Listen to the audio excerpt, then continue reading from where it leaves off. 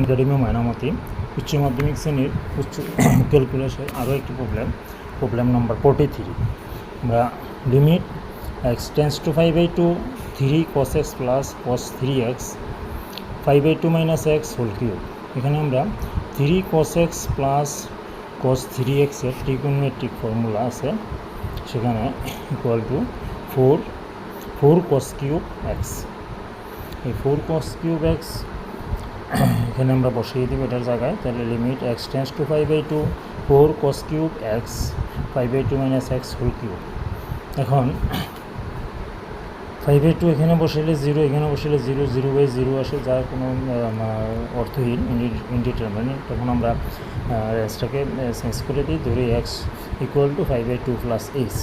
যখন X equal to X tends to 5/2 তখন H tends to 0।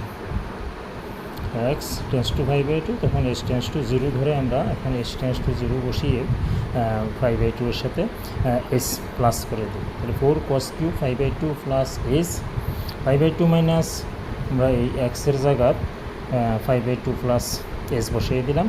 এখন 90 degree plus theta cos equal to minus sine theta. সুতরাং 4 sine cube S minus, আর এখানে 5/2 minus 5/2 plus minus minus 5/2 cancel, সুতরাং minus S whole cube.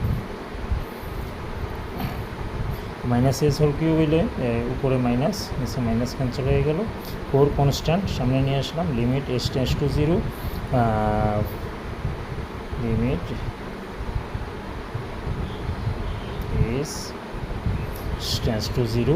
যখন কী থাকতে আছে sign cube x আর নিচে এস কিউব। তাহলে sine x by x whole cube করলে আমরা লিখব limit S tends to 0 sine x by x equal to 1। তাহলে 4 × 1 কিউব ইকুয়াল টু 4 × 4।